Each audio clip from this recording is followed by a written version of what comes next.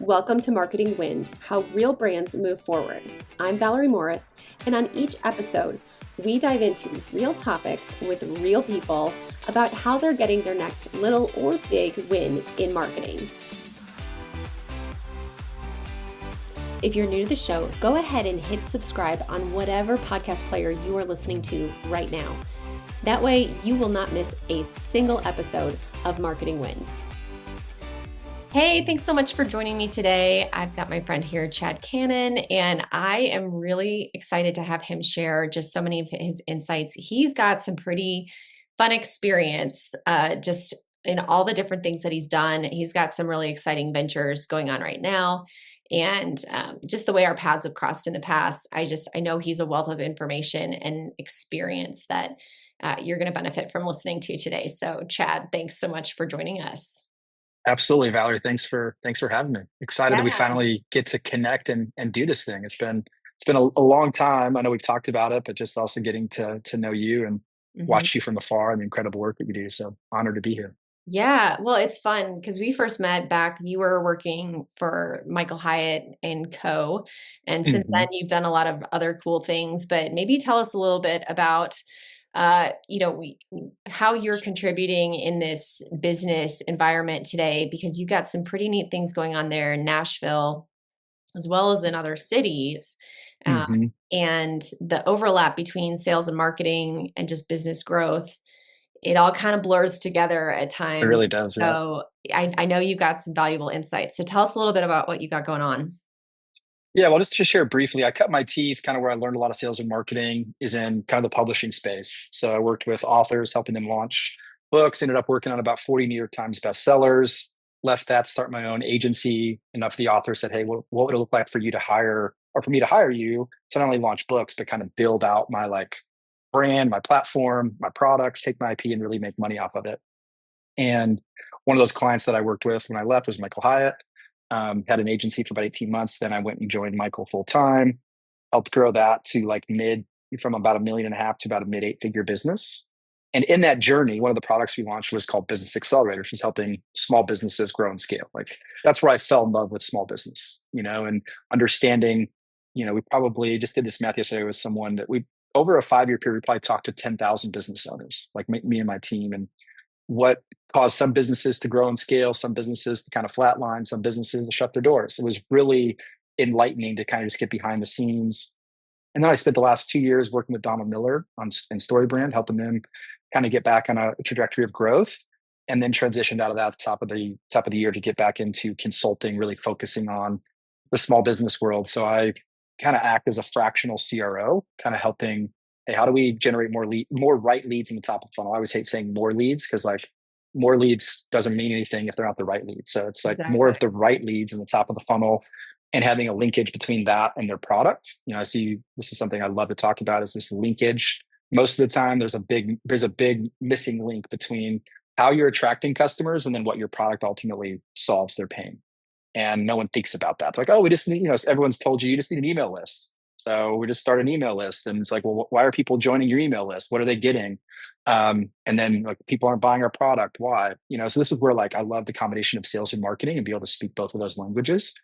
Um, and so I do that and I do strategy sessions. And then, we're kind of through Zenith Labs, which is a company I own too. It's a business partner. We're really trying to own the Nashville and San Diego markets and just getting business owners together every couple of months and run these really great events. And we just believe you get awesome people in the room, awesome things happen. So Yeah. Yeah. It's so interesting to see just how much is happening in Nashville. We mhm, were talking a little bit before we hit record here. I lived in Nashville for about 2 years, many, many moons ago. And since then, Nashville's exploded. So mhm. I was just saying, I'd love to go back and experience what the business community looks like there versus what it was, gosh, Yeah. 15 years ago, which even then hmm people were saying, oh my gosh, it's exploding so much right now.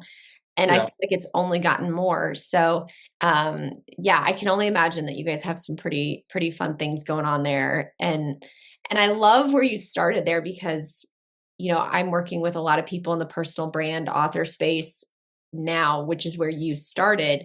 I'm Hmm. curious, like with the kind of the personal, you know, they're thinking about not just the book launch itself, but their Hmm. brand at large. Hmm. Talking about like taking their IP and kind of building out their presence.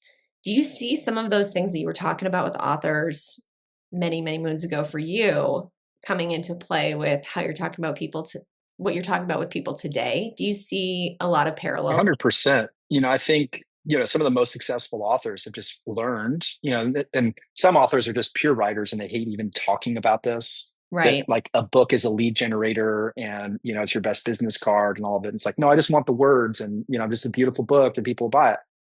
And that's great if you're a fiction writer, or things of that nature. And some people just want to write a book every 2 years and make a living being an author. The challenge is very few people do that. Very few people can make a living writing books. It's a hard thing. And so, most successful people see a book, most successful, personal brands see a book as really a lead gen, top of the funnel. And the reality is every business has to have some form of lead gen or top of the funnel. And it's interesting. I saw a reel yesterday from someone in that personal branding space where they did a ton of research and it was just like the the the industries, the verticals that actually want to interact with a personal brand are industries that require the most trust. So like Mhm. doctors, lawyers, dentists, things like that. People are saying that I want them to actually have a personal brand because they feel like they know them, they can trust them. And Right. that's the value of personal brand. It just creates trust. I think that's the case for any business. There's some businesses that I would say personal brands maybe don't make the most sense, depending on your product, things of that nature. But you do need to have a form of lead generator, that's a way to attract leads to become Mhm. customers to your business. Yeah. And for most people, if a book's one of the easiest and most successful ways to do it. Yeah. Because a book, podcast, you're in someone's ears for 45 minutes. What other medium gets that, which is, amazing. You can build trust that way. But a book is like this like super intimate experience over many days, many hours. And books are just, I love books. So it's like, I still work with people that do books but I just see it as a top of the funnel lead generator. And a lot of purists in publishing hate when I say that, but it's just the reality. Yeah. Well, I think the self-publishing space or the logistics around self-publishing has opened up the doors for people Mm-hmm. to think about a book being a business tool. Whereas, 100%. you know, decades ago, that wasn't it was a much Mm-hmm. bigger mountain to scale to get a book into print and more hoops to jump through, more, more doors you had to walk through. Whereas today, any company can create a book or Mm-hmm. a ebook or, you know, Totally. whatever Yeah. length they want to do. The rules don't always necessarily apply. And it's more, you can see it as this resource and Mm-hmm. this tool that you could play around with and break the rules if you want to a little bit. It's a little easier Totally. to do Yeah, that. 10 years ago, publishers were the gatekeeper because it was almost impossible. Maybe it's 15 years ago to self-publish. Right. And also self-publishing when it first came out was this like taboo thing, you know. Um, Nowadays, if you gave people kind of the blind test of feeling a book, publishing a self-published book, you wouldn't be able to tell the difference. Right. 10 years ago, you would be able to tell the difference. Nowadays, you don't. And like the consumer doesn't know who the publisher is. The logo on the spine. There's People so in the many different industry, ones. people in the industry know, but no one else. Right. And, if you care that much, I would say just check your ego at the door, Yeah. Well, and so many companies are leveraging like smaller, you know, like more of a pocket products type book where it's like Yeah.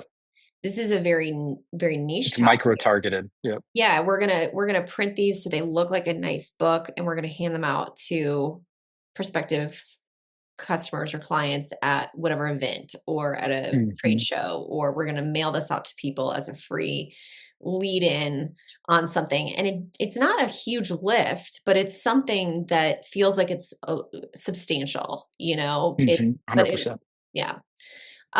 So as you have kind of evolved your own personal career here over the last 10, 15 Hmm. years or so, you've moved from having your own persona Mhm. working for other people who had pretty famous personas, and then now back out on your own. Like, you kind of, have Mhm. this through line.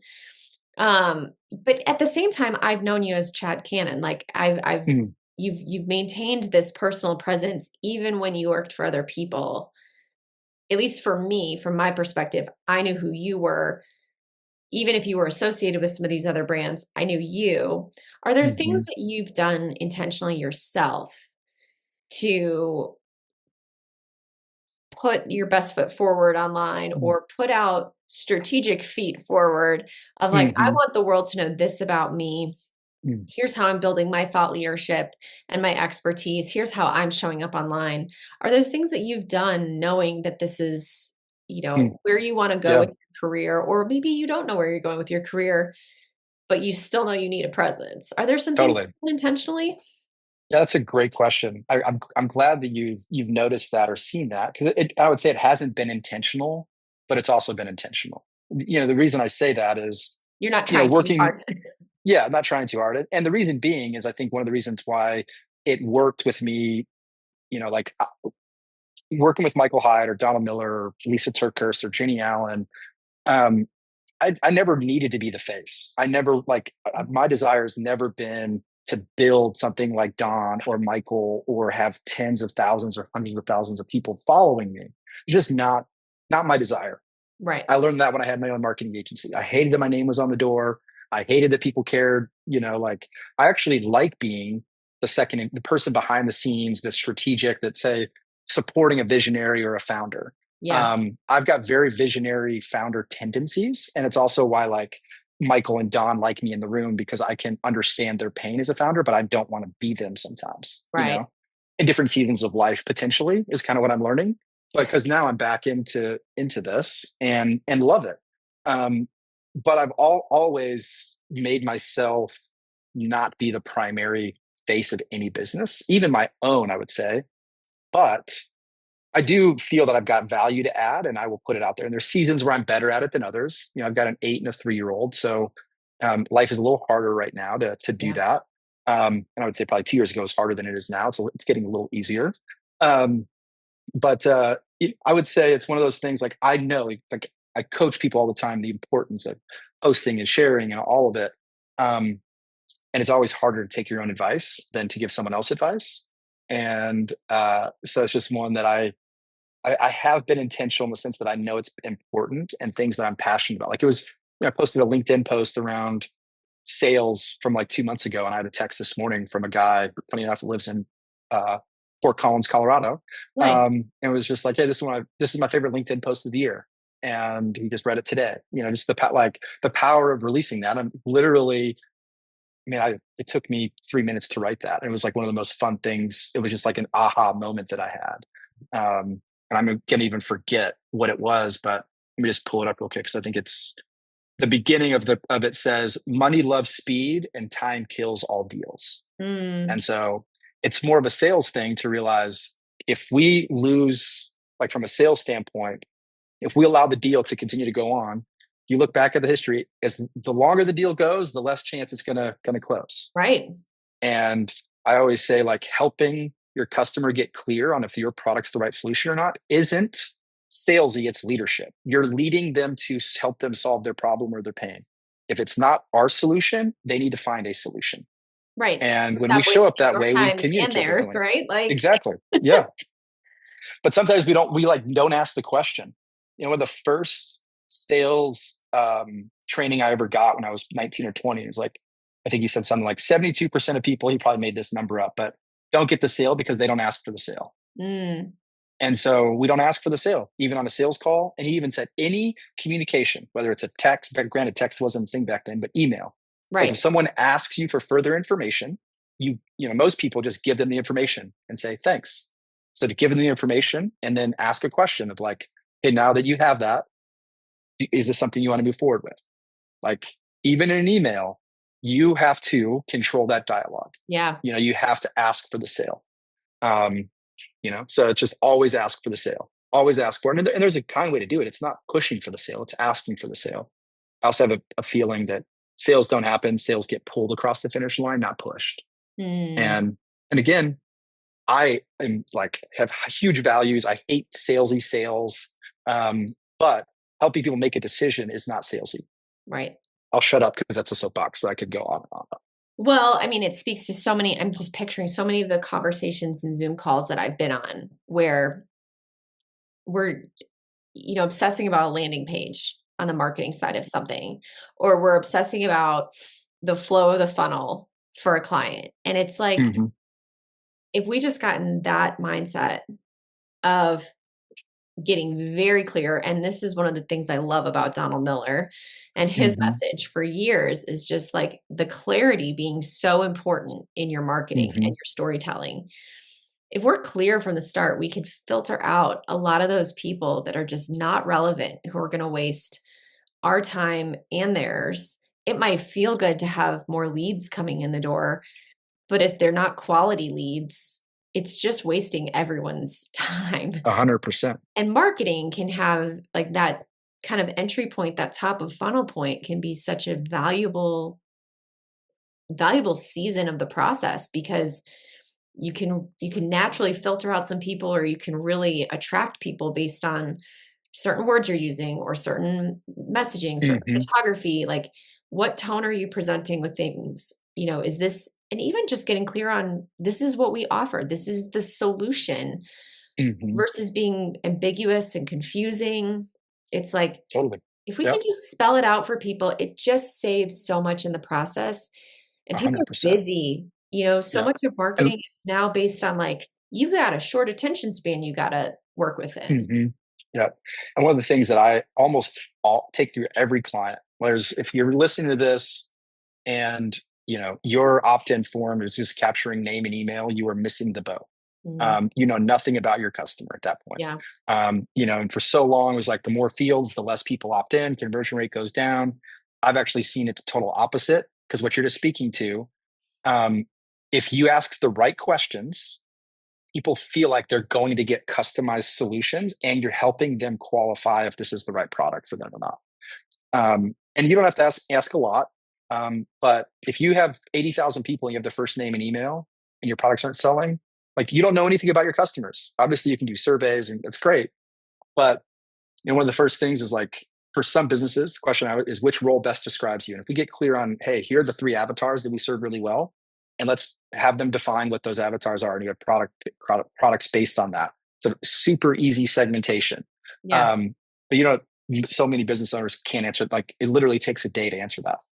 They Mhm. can't answer it. Like, I mean, I've made a lot of money sitting in a room with the business owner leadership team, helping them get clear on that in a day. Mhm. And how many businesses don't have that? But it unlocks so much once they do. Yeah. Yeah. Oh my gosh. Yeah. Yeah. Just, and it's an interesting concept because there is that whole mentality around like keeping it real simple on the form side of things. But if you're gathering a little bit more information, it helps you qualify things down the road. And those folks that weren't going to fill out the form or do much with it anyways, they'll see all those questions, those, what, two or three extra questions that you're suggesting, and not fill it out. Would they have been a good lead in the future? Maybe not. Totally. At the end of the day, you want your leads buying from you. Yeah. And so if they're not willing to give you two or three more bits of information, they're definitely not going to give you their credit card. Right. Like, you know, Well, I had this conversation with a client the other day, and we were talking about unsubscribes, and she was like, I had a bunch of unsubscribes on my latest email send. And I said, that's not the worst thing in the world. Like, hmm ultimately, it's improving the quality of your list. And hmm people that unsubscribed were probably never going to buy from you anyways. hmm You're yep, just cleaning up and focusing your attention. And she was like, oh, that's such a great way to think about it. Because you kind of get that emotional like sink in your stomach of like, yeah, totally, somebody unsubscribed. And it's like, yeah, but don't forget, you've got all these other thousands or millions of people on hmm email hmm subscription that are still sticking around that you can talk to. So, 100%. our brain kind of gets obsessed about the negative feedback when there's hmm still a bunch of other people that are paying attention that we need to focus on instead. Totally. I couldn't agree more. Yeah. Yeah, it's definitely a balancing act for sure. So, okay, so tell me a little bit about just like what's your vision for the business community there? Like you guys are doing some cool events and you talked about Nashville and you had mentioned to me San Diego. Hmm. Like tell me a little bit about how you see the business community growing and Yeah. your role in that. Yeah. I just, in serving the business community over the years, small business owners just see the world differently. They show up in the world differently, and they kind of have to, unfortunately. Um, and they also feel very alone and isolated Mm, because sometimes, whether it's female or male, they keep it at work. Sometimes the marriage can't handle the challenges that are going on in work. So you just kind of, 'cause you got to come home, you got to be mom, you got to be dad, you got to make dinner, you got to go to soft, all this stuff. yeah, But there's stress. Like, are we going to make payroll? Are we going to hire the right person? Do we need to let this person go? Like, you got to know how to shut that off, whether it's at 4 or 5 p.m. and not carry that. I mean, when I had my marketing agency, I hired someone, it was $120,000 hire. And one of my best friends was in town from Oregon, and we had breakfast, and I was sitting there, and what to me felt like 60 seconds was actually 30 minutes. I didn't say a word. And my friend's sitting there like wondering what the heck's going on in my world. And he's like, dude, he's like, what's going on? And he literally took 30 minutes because he could but the whole time I'm like, oh my gosh, I'm investing $120,000 in this person. I know this person, like, this is her livelihood. She's got kids. Like, am I going to be able to afford, all this stuff? And it was just like, I was in this negative loop. It was the first hire I ever made when I had my agency. And that agency ended up having 18 employees in the next 12 months. So it got easier over right, time, but it still was weighty to me as a business owner. And your friend group doesn't understand your problems, right. whether like, because they see, oh, you're a business owner. In their mind, oh, you're making millions of dollars. Like, what problems do you have? You know? And so we've just believed that if you get awesome people in the room that are doing very similar things or have similar problems and issues, and create an atmosphere. I hate the word networking, so we try to be anti-networking. So we create a space and an experience for people to be themselves and let their guard down and be vulnerable and see other people and understand that everyone's going through a lot of the same things, whether you're running a $2 million business, a $300,000 business, a $20 million business. I've seen it time and time again. Everyone thinks their business is a unique snowflake. It's not. Business is business. There are definitely unique things. It's 80-20 rule. 80% of businesses are the exact same. 20% of your business makes you unique. And everyone's a little different. But for the most part, you're the same. Businesses operate the same. You get leads in, you help convert them, like all of that. You got to fulfill the product. There's some changes. So we just believe that getting awesome people in the room. So every other month, we, we don't spend any money on this. Some of this is using our own network. Some of it's asking people for referrals. And it started out with 15, and then it was 45. This next one in Nashville will have probably 105. Our Wow. first one in San Diego had 80 people.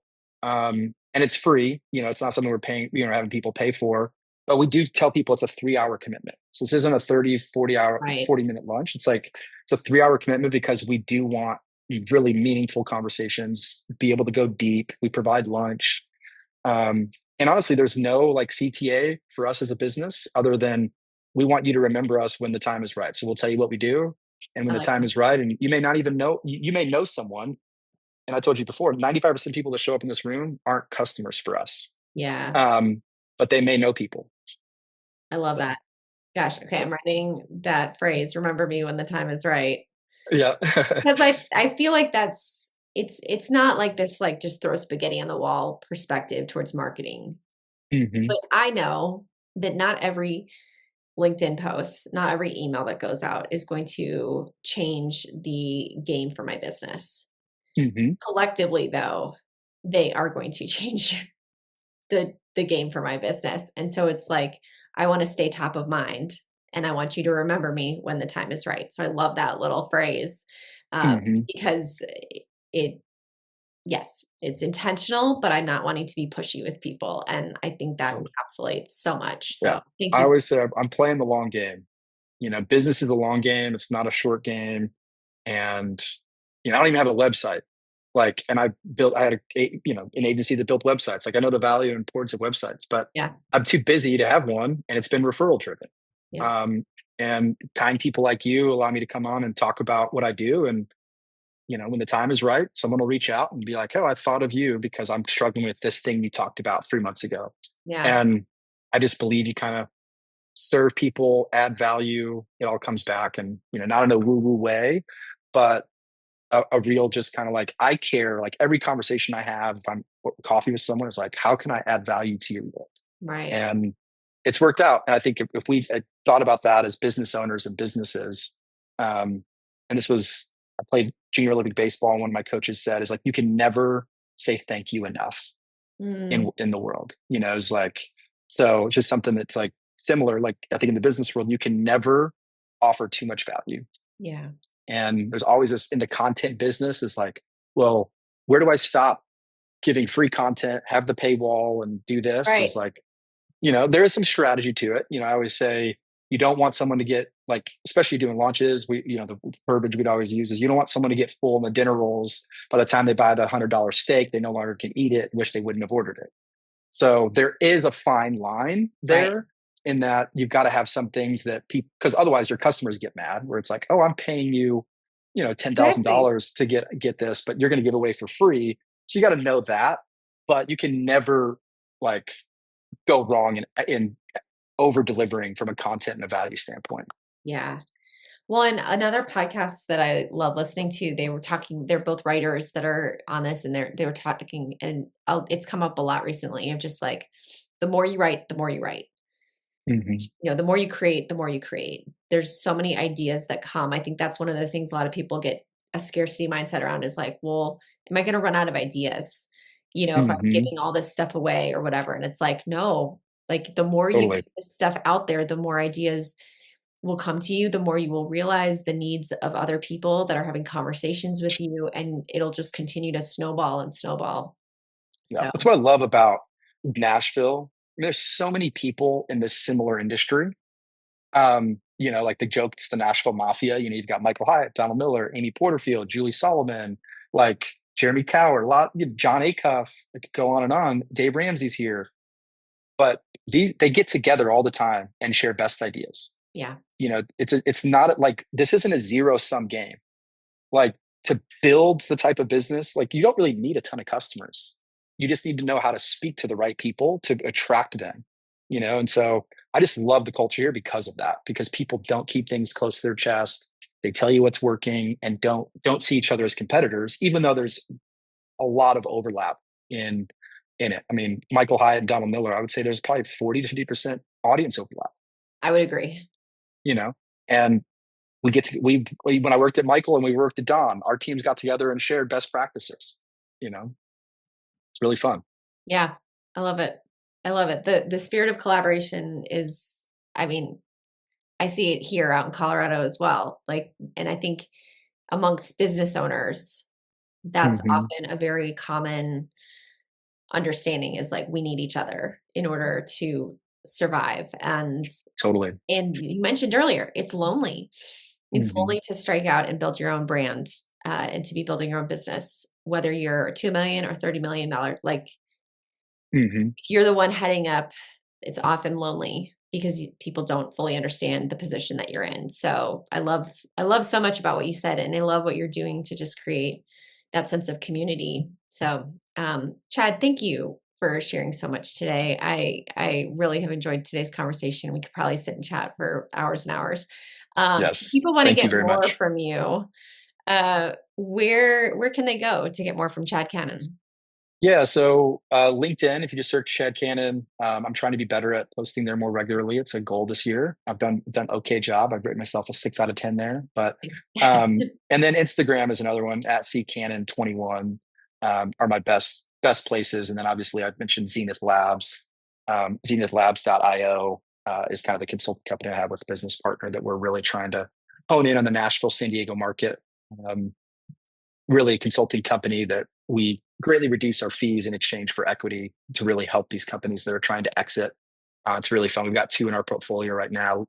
Trying to have three or four at a time is kind of what we feel like we can handle, which has been really really fun to come in and help a company go to the next level. And we both participated in exits previously, both of us as business partners. Him more on the tech side, and me kind of on the personal brand, smaller business side. So just love it. It's so fun to see a business like able to have a liquidity event from, when they started the business, it was like, we wanted to solve this problem or this widget, or I'm passionate about helping these kinds of people. And then have a liquidity exit is just super fun, generation changing.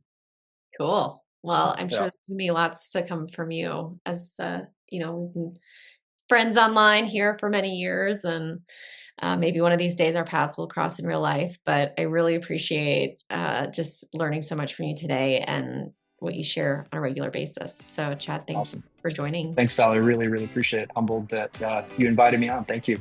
Yeah. If you're new to the show, go ahead and hit subscribe on whatever podcast player you are listening to right now. That way, you will not miss a single episode of Marketing Wins.